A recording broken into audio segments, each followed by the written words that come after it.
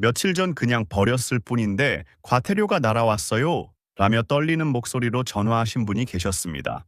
평소 꼼꼼하시던 분이셨는데 음식물 쓰레기를 종량제 봉투에 넣었다가 30만 원 과태료를 받으셨다고 하더군요. 그 봉투 안에는 밥 한 숟갈과 국물, 조금 그리고 닭뼈 몇 개가 섞여 있었습니다. 이 정도는 괜찮겠지 하셨다는데 요즘은 인공지능 단속 카메라가 봉투 내용까지 자동으로 확인한답니다. 요즘 단속 시스템이 예전과는 완전히 달라졌습니다. 사람이 일일이 확인하던 시대는 지났어요. 지금은 봉투를 수거하는 순간 무게부터 내용물까지 자동으로 분석됩니다. 심지어 투명 봉투가 아니어도 엑스레이처럼 내부를 스캔하는 기술까지 도입되고 있어요. 그러니까 이제는 숨길 수도 없고 대충 넘어갈 수도 없는 시대가 된 겁니다. 저는 25년간 지역 환경센터에서 쓰레기 관리와 분리배출 교육을 해온 박현진이라고 합니다. 그동안 정말 많은 어르신들을 만나봤는데요. 대부분의 과태료는 사실 몰라서 생기는 경우가 훨씬 많더라고요. 라벨을 안 뗀 페트병, 씻지 않은 플라스틱 통, 마른 음식물 찌꺼기 같은 사소한 습관이 문제를 만듭니다. 하지만 다행히도 작은 교정만으로 충분히 바뀔 수 있어요. 제가 현장에서 자주 듣는 말이 있어요. 이렇게까지 단속할 줄 몰랐어요. 예전엔 이래도 괜찮았는데요. 이런 말씀들이죠. 네, 맞습니다. 예전엔 그랬습니다. 하지만 지금은 완전히 다른 세상이에요. 과태료도 10만 원에서 시작해서 반복되면 100만 원까지도 나갑니다. 실제로 한 동네에서 한 달에 과태료만 몇 천만 원이 부과된 사례도 있었어요. 그런데 정작 중요한 건 돈 문제만이 아닙니다. 잘못 배출된 쓰레기 하나가 재활용 전체를 망칠 수 있거든요. 깨끗한 플라스틱 100개가 있어도 음식물 묻은 플라스틱 하나 때문에 전부 일반 쓰레기로 처리되는 경우가 생깁니다. 그러면 우리가 열심히 분리한 노력이 다 물거품이 되는 거죠. 여러분 댓글로 알려주세요. 혹시 쓰레기 분리배출 때문에 고민하신 적 있으신가요? 아까 말씀드린 그분 이야기를 좀 더 자세히 들려드릴게요. 72세 박정순 어르신은 평생 깔끔하게 사신 분이었어요. 집안도 항상 정돈되어 있고 쓰레기도 매일 꼬박꼬박 버리시는 분이셨죠. 그런데 어느 날 우편함에 과태료 고지서가 들어있더랍니다. 처음엔 뭔가 착오인 줄 아셨대요. 자기는 분명히 제대로 버렸는데 왜 이런 게 왔을까 싶으셨던 거죠. 알고 보니 문제는 간단했어요. 저녁 설거지 후 음식물을 털어내긴 했는데 국물기가 조금 남은 그릇을 그대로 종량제 봉투에 넣으신 거였어요. 거기다 치킨 먹고 남은 뼈도 함께 들어갔고요. 정순 어르신 말씀이 이 정도야 물기만 조금 있으면 괜찮은 줄 알았다고 하시더라고요. 그런데 단속 시스템은 그걸 정확히 잡아냈습니다. 음식물 쓰레기 혼합 배출로 30만 원이 나온 거예요. 전화 받고 바로 찾아뵀는데 어르신이 정말 억울해 하시더라고요. 나는 평생 법 한 번 안 어기고 살았는데 이게 뭐냐고 눈물까지 글썽이셨어요. 그때 제가 느꼈습니다. 이건 정말 몰라서 당하는 일이구나. 알려드리기만 하면 충분히 막을 수 있는 일이구나. 그래서 그 자리에서 분리배출 방법을 차근차근 설명해 드렸어요. 어르신한테 부엌문 옆에 붙일 수 있는 분리배출표를 하나 드렸습니다. 거기엔 뭘 어떻게 버려야 하는지 그림과 함께 아주 쉽게 나와 있거든요. 음식물은 물기를 꼭 짜서 따로 버리고 뼈나 껍질은 일반 쓰레기로 버리라고 크게 써놨죠. 정순 어르신은 그걸 매일 보면서 습관을 바꾸셨어요. 이제는 과태료 걱정 없이 편하게 지내신답니다. 여러분 혹시 아직 구독과 좋아요를 누르지 않으셨다면 지금 바로 눌러주세요. 이 채널은 여러분의 건강하고 편안한 노년을 응원합니다. 오늘 이 영상에서 말씀드릴 내용은 여러분의 쓰레기 배출 방식을 완전히 바꿀 수 있는 중요한 지혜입니다. 이 이야기를 끝까지 듣고 실천하셔야만 진정한 변화를 경험할 수 있어요. 사실 정순 어르신 같은 경우는 정말 흔합니다. 제가 지난 3년간 상담한 분들만 해도 500명이 넘는데요. 거의 대부분이 비슷한 이유로 과태료를 받으셨어요. 그 중에는 75세 김영호 어르신도 계셨는데 이분은 재활용품을 열심히 모아서 버리셨는데도 과태료가 나왔어요. 왜냐하면 페트병 라벨을 안 떼고 버리셨거든요. 라벨이 붙어 있으면 재활용이 안 됩니다. 그걸 모르고 10년 넘게 그렇게 버리셨대요. 또 68세 이순자 어르신은 플라스틱 용기를 깨끗이 씻긴 했는데 물기를 안 닦고 버리셨어요. 젖은 상태로 버리면 곰팡이가 생기고 냄새가 나서 재활용이 불가능해집니다. 이것도 과태료 사유가 되거든요. 이렇게 사소한 실수 하나하나가 여러분 지갑을 열게 만드는 겁니다.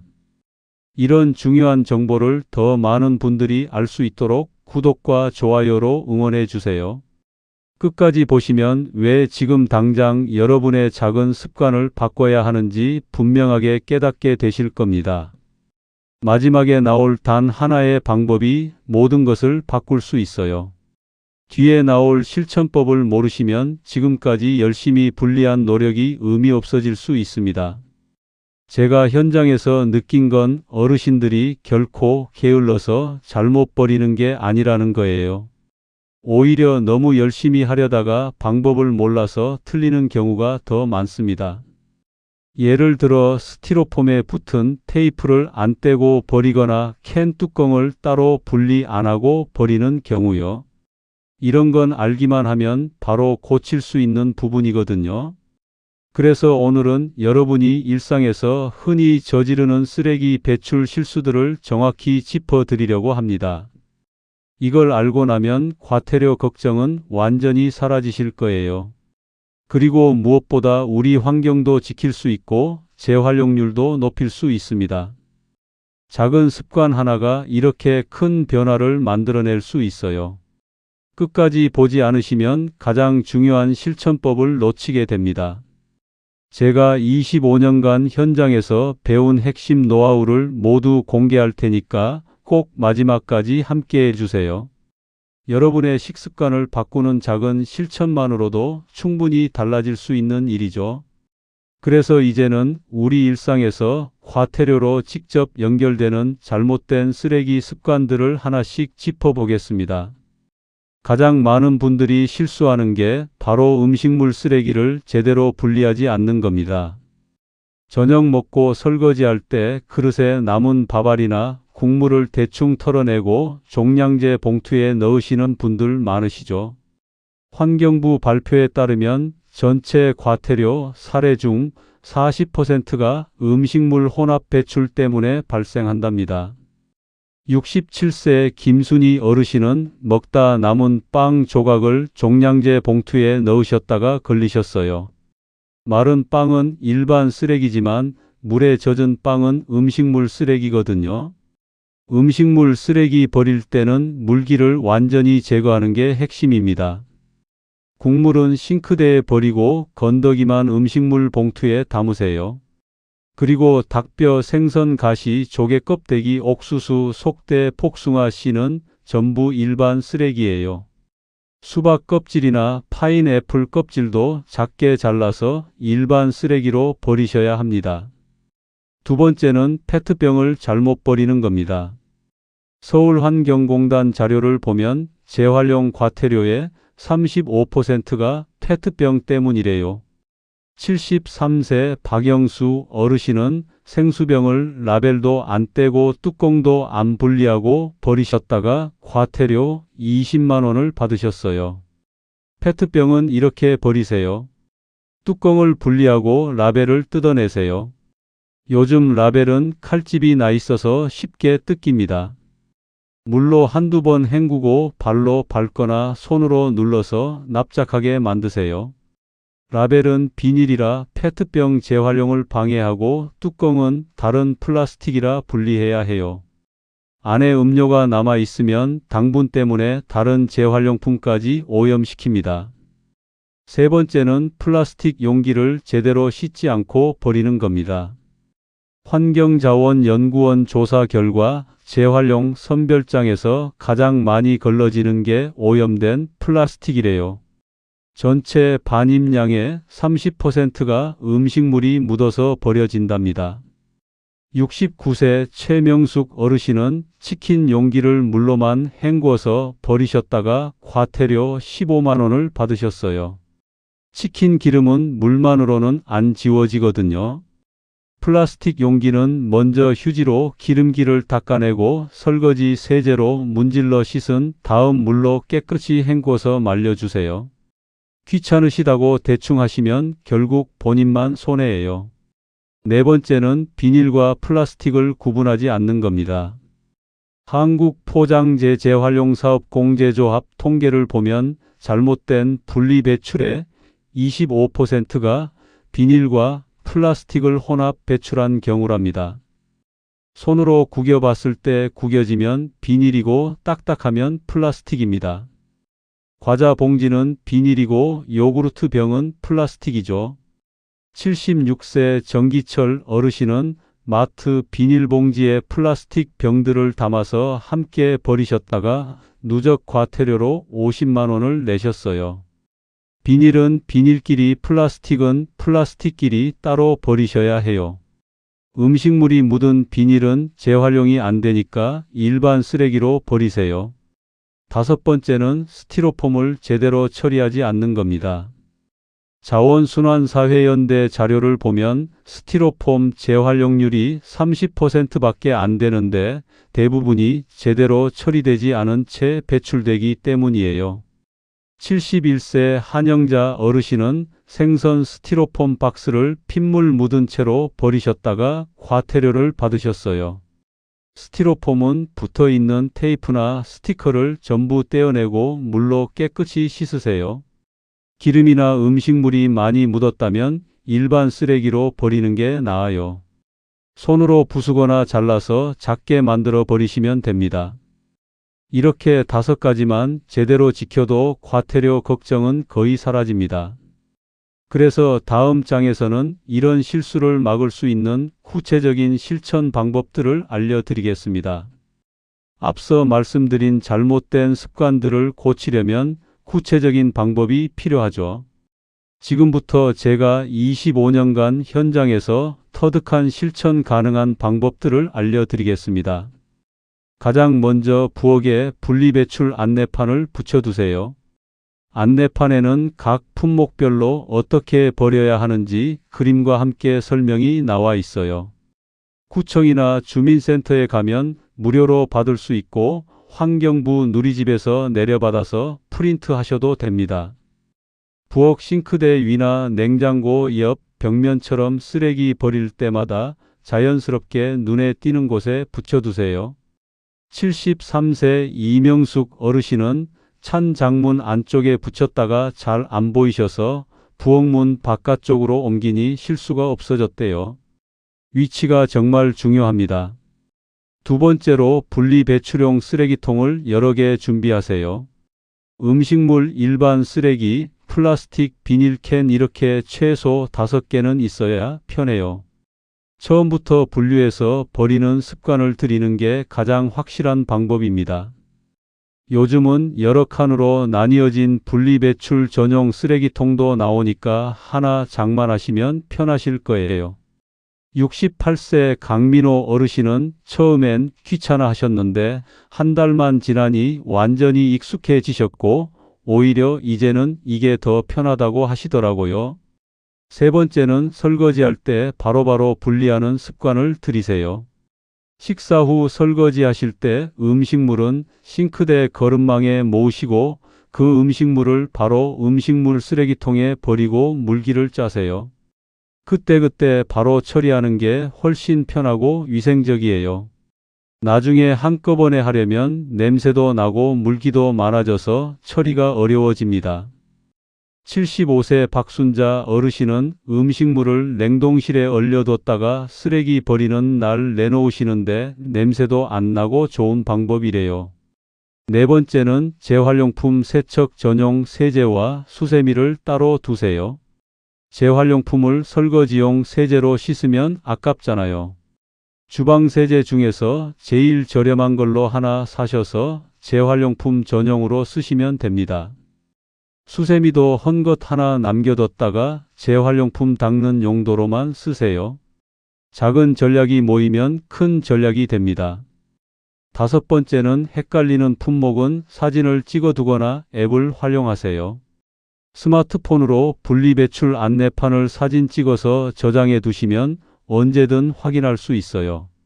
내 손 안에 분리배출이라는 앱을 깔아두시면 품목 이름을 검색해서 어떻게 버려야 하는지 바로 알 수 있습니다. 72세 김재순 어르신은 스마트폰 사용이 익숙하지 않으셔서 자주 헷갈리는 품목들을 종이에 적어서 지갑에 넣고 다니신대요. 여섯 번째는 쓰레기 버리는 날짜를 달력에 표시해 두세요. 지역마다 요일별로 버릴 수 있는 쓰레기 종류가 다르니까 달력에 색깔로 표시해 두시면 깨끗하지 않고 정확한 날 버릴 수 있어요. 74세 정운영 어르신은 매주 일요일 저녁에 다음 주 쓰레기 버리는 날을 확인하시고 핸드폰 알람을 맞춰 두신대요. 이렇게 하니까 한 번도 빠뜨리지 않으셨다고 해요. 일곱 번째는 의심스러우면 주민센터에 문의하세요. 혼자 고민하다가 틀리는 것보다 확실하게 물어보는 게 낫습니다. 주민센터에는 분리배출 전담 직원이 있어서 친절하게 알려줘요. 69세 안동석 어르신은 처음엔 이런 걸로 전화해도 되나 부담스러우셨는데 막상 전화해보니 정말 친절하게 자세히 알려주셨대요. 부담 갖지 마시고 편하게 문의하세요. 이렇게 7가지만 실천하셔도 분리배출이 훨씬 쉬워지실 거예요. 처음엔 번거롭게 느껴지실 수 있지만 한 달만 해보세요. 그러면 완전히 몸에 배서 자연스럽게 하실 수 있게 됩니다. 이제 마지막으로 오늘 배운 내용을 정리하면서 마무리하겠습니다. 오늘 우리가 함께 알아본 내용 정리해 드릴게요. 많은 분들이 쓰레기를 제대로 버리지 못해서 과태료를 받으십니다. 그런데 그건 게으르거나 무책임해서가 아니에요. 대부분 몰라서 그런 겁니다. 방법만 알면 누구나 쉽게 할 수 있어요. 잘못 관리했을 때는 어떻게 될까요? 일단 과태료가 나옵니다. 10만 원에서 시작해서 반복되면 100만 원까지 나갈 수 있어요. 돈도 돈이지만 정신적 스트레스가 더 큽니다. 과태료 고지서 받으면 기분 나쁘고 억울하고 화도 나시죠. 제가 만난 어르신들 중에는 과태료 받고 며칠 동안 잠을 못 주무신 분들도 계셨어요. 평생 법 한 번 안 어기고 사셨는데 이런 일로 과태료를 받으니 자존심도 상하고 가족들한테도 말하기 창피하시대요. 그리고 무엇보다 환경이 오염됩니다. 잘못 버린 쓰레기 하나가 재활용 전체를 망칠 수 있거든요. 깨끗한 플라스틱 100개가 있어도 음식물 묻은 플라스틱 하나 때문에 전부 일반 쓰레기로 처리되는 경우가 생겨요. 그러면 우리가 열심히 분리한 노력이 다 물거품이 되는 거죠. 재활용 선별장에서 일하시는 분들도 힘들어 하시고요. 악취도 나고 작업 환경도 나빠집니다. 반대로 제대로 관리하면 어떻게 될까요? 과태료 걱정이 완전히 사라집니다. 쓰레기 버릴 때마다 조마조마하지 않아도 되고 마음이 편해져요. 안심하고 편하게 지낼 수 있는 거죠. 환경도 지킬 수 있고요. 우리가 제대로 분리한 쓰레기는 새로운 제품으로 재탄생합니다.